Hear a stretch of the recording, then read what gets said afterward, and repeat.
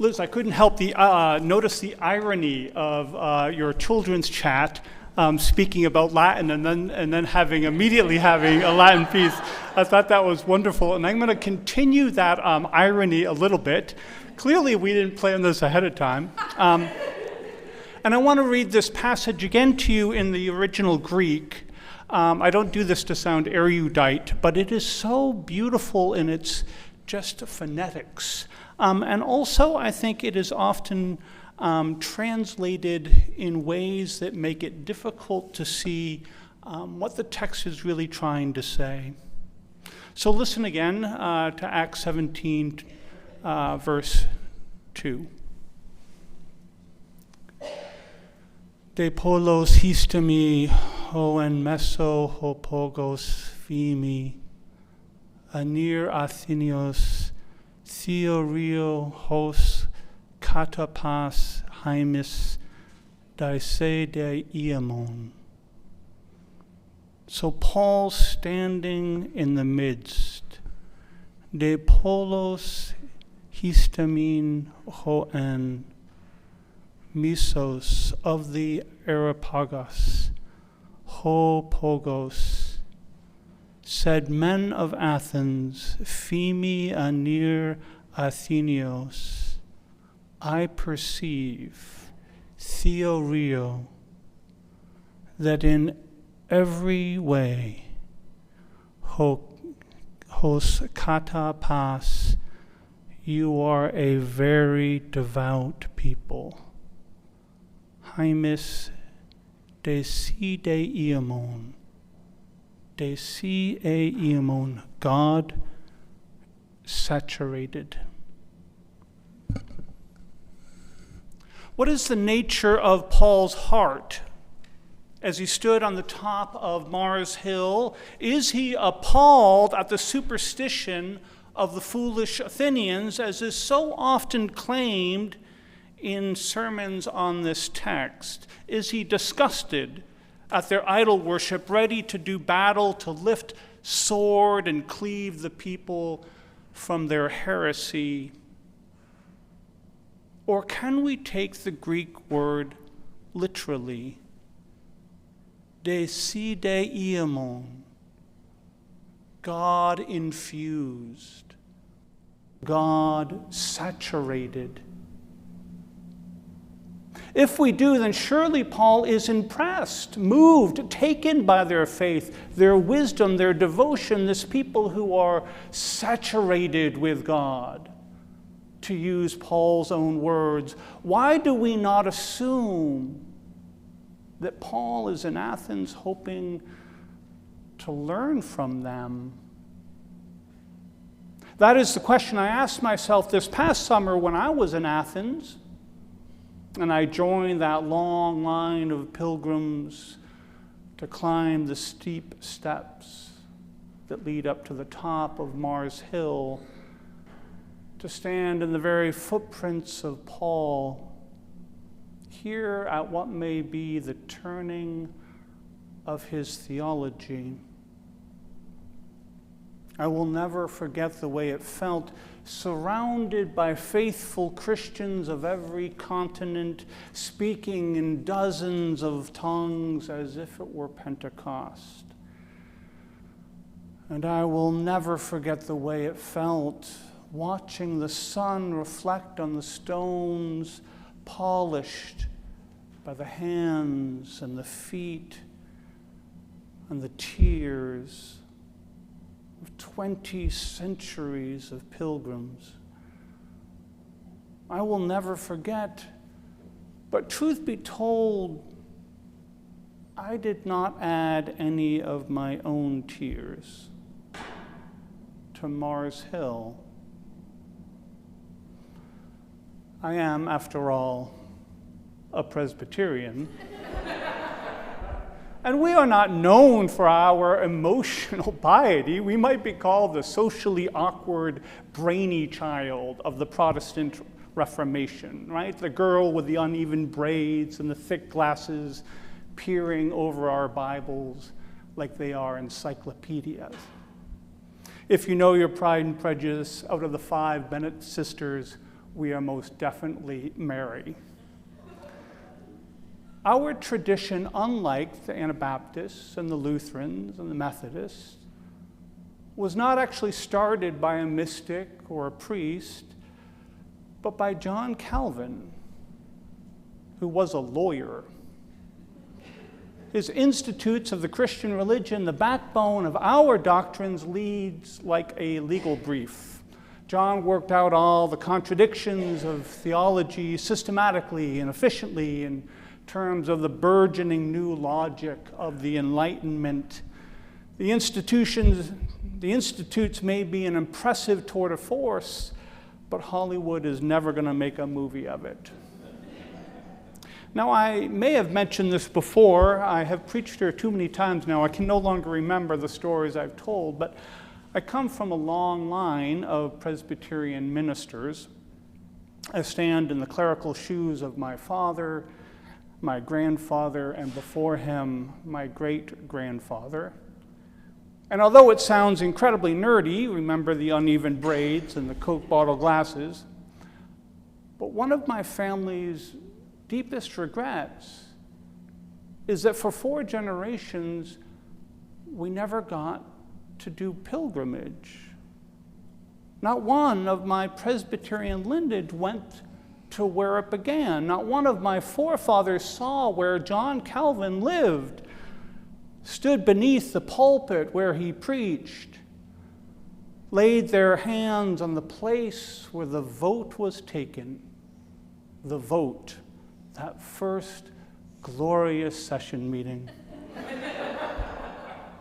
where the officers of Geneva officially adopted our Reformed faith. And so after visiting Greece, my wife and I went to Geneva, the birthplace of Presbyterianism, the capital of the Protestant Reformation. Presbyterianism was founded at St. Peter's Cathedral in Geneva, Switzerland.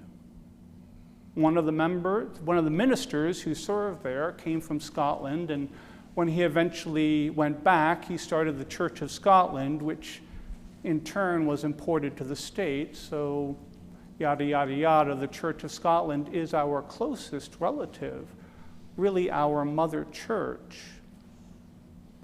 So I am sorry, my dearly beloved, I'm sorry to tell you that at this very moment, the Church of Scotland has only 6 candidates for ordination.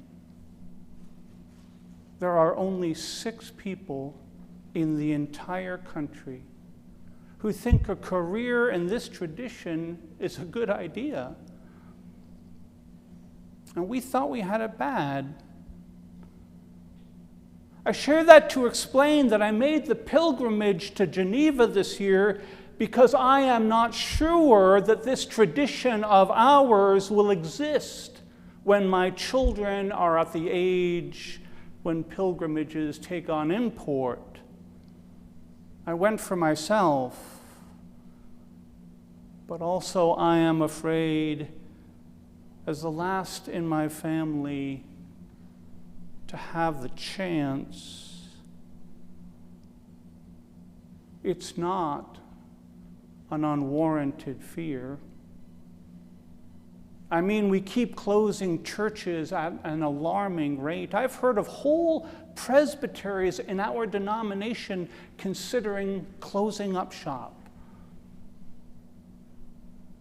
So on this Reformation Sunday, I want us to ponder together the question, are we the end of the line? Are we it? I remember 50 years ago now, when I was a very young boy, my father and grandfather sitting at the dining room table, mulling over the question, is it too late for a new Reformation? And I have spent my entire ministry pondering the same question, as I imagine, Liz, you may have as well. And I feel quite certain that the faithful here today have wondered that as well. Is it too late? Are we the end of the line? Landing in Geneva, I was picked up from the airport by my seminary mentor, who a few years back took the Church of Scotland parish located at St. Peter's. And while we were there, he showed us the great Reformation wall, a magnificent pictogram running 1/4 of a mile, the details and the events and the people who made up the Protestant Reformation. And at the center stands 4 huge statues: John Calvin, William Farel, Theodore Beza, and John Knox, the 4 reformers who made Geneva the center of the Protestant effort. Standing in the shadow of these 4 statues, I felt the weight of our tradition press down on me, but again, as on Mars Hill, I could not cry. For those silent statues of the past could not answer the question that I so much wanted to know. Are we the end of the line? Are we it? Is it too late for a new Reformation? And afterwards, we went to the place where the vote was taken.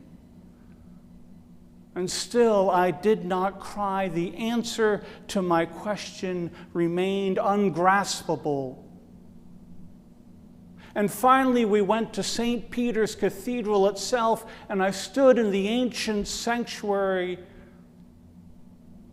and I was given a moment alone where the chair that Calvin taught from.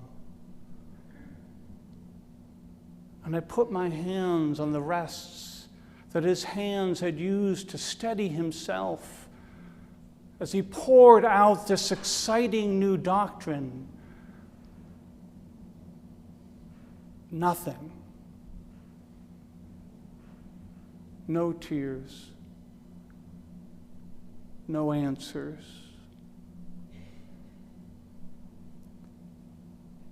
But eventually the tears did come. They came later, unexpectedly. I was walking down some little side street and I came across a little plaque put up by some citizen group that simply stated their gratitude, and I quote, "for the faith of 4 foreigners." For the faith of 4 foreigners. And I remembered looking at it that not one of the great reformers of Geneva were Swiss. Each one of them, John Calvin, William Farel, Theodore Beza, and John Knox, came to the city as refugees,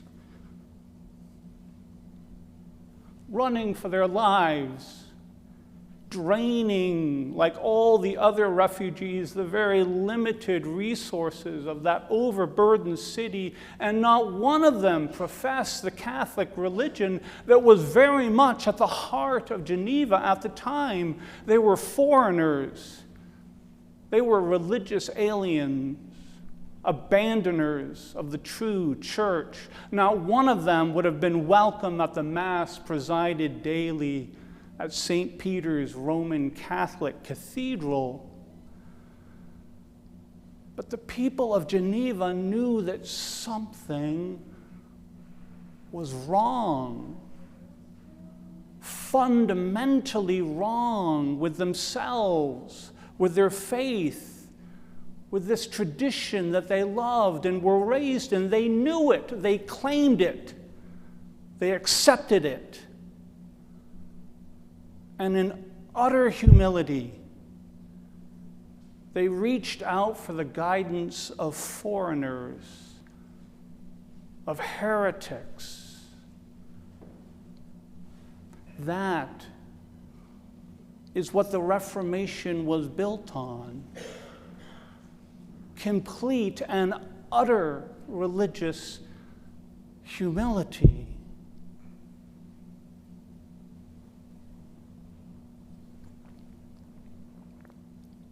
Is it too late for us to have a new Reformation? No. It's not too late. But for us to have it happen, we will need to put our trust in the faith of foreigners. We will need to accept that there is indeed something fundamentally wrong with how we understand God and the way in which we practice our faith. For us to engage in a new Reformation, we will have to return to Athens. We will have to walk the city as St. Paul did the day before our passage took place. We will have to be Paul, but not as he is so often misrepresented, misunderstood, mistranslated. We will have to sense the deisimadon, the God-saturatedness of those whose faith we have long dismissed or even claimed was blasphemy. We will need that kind of humility. Friends, at the center of Islam is a belief that they have actually discovered the place where Adam and Eve first worshiped God. And 5 times a day they stop whatever they're doing and they face that place, that first shrine, not to worship it, but simply to remind themselves that in the act of worshiping, they are uniting themselves not only with God, but with every human from every tradition who has ever sought out the holy. 5 times a day. They reach back to Adam and Eve and remember where God was for the first time groped for. There is absolutely nothing in that practice that is in any way incongruent with our Christian beliefs. So what would happen if we simply admitted that when it comes to prayer, they just do it better? What if we started praying towards Mecca 5 times a day, reminding ourselves, as they also are reminded, that every time we turn towards God, we are turning towards the common human struggle of belief, whatever, however it is expressed? And what if we used our influence to try and convince our Buddhist and our Hindu and our Jewish friends to do this as well? What would happen if the entire human community had the same focal point? That 5 times a day we turn towards the shrine of Adam and Eve and remember the shared yearning for the holy. Christians talk a lot about incarnation, yet we have never really developed a robust theology of the body. We haven't. What if we ask the great Hindu theologians of today to help us integrate Ayurvedic medicine into our sacramental beliefs? What if we admitted that our sacraments have become a little flat? And perhaps a little Hindu wisdom about the integration of the body and the spirit might allow the sacraments to come alive again.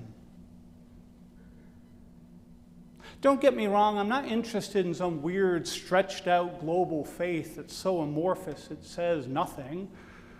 I'm not a Unitarian, no offense to those who may be. And I do believe there are important differences within these various paths. But I am wondering if we couldn't do Christianity, just do it a little better. And holding up the centrality of the cross and the beauty of the table and the mystery of the Trinity and wrapping what we do best in the best that others have to offer. Maybe, if we are humble enough to stop fighting those who worship differently, maybe we can reform ourselves once again. The four foreigners of Geneva proposed some pretty preposterous beliefs. But the Roman Catholics of Geneva were desperate and honest about their own failings. Can we be so honest? I believe there is hope for us yet. If we can embrace the humility which the Catholics of St. Peter's Cathedral in Geneva once showed for 4 tempest-tossed refugees, John Calvin, William Farel, Theodore Biaz, and John Knox. However, on this Reformation Sunday, let us also be bold about our strengths. Islam is in desperate need of their own reformation. The requirement to read the scriptures and pray in Arabic is creating immense tension, since only a small percentage of Muslims are still from Arabia. We have wisdom to share from our own journey of throwing off Latin and learning to read the Bible and to worship in the vernacular, wisdom and guidance they desperately need. And let us guide our Hindu neighbors as they face the painful discovery that their doctrine of reincarnation is literally crumbling in the light of environmental concerns. So yes, we have things to teach, but let me be clear, we have much more that we need to learn than what we have to offer. Hinduism and Islam are traditions that are expanding very quickly across the globe, even as we are shrinking and disappearing. We need a new Reformation. We do. We need to accept that there are many things fundamentally wrong with our religion as it is currently expressed. Is it too late for a new Reformation?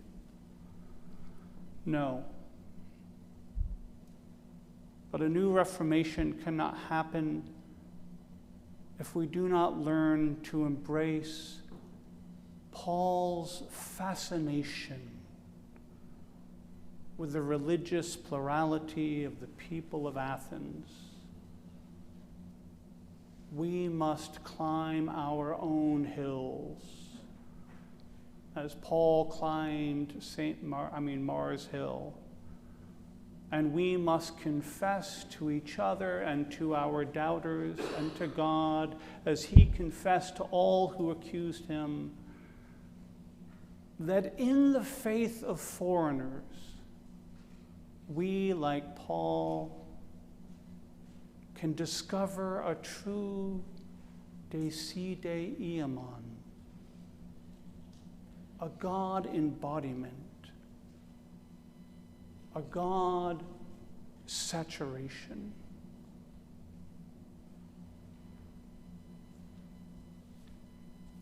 Amen.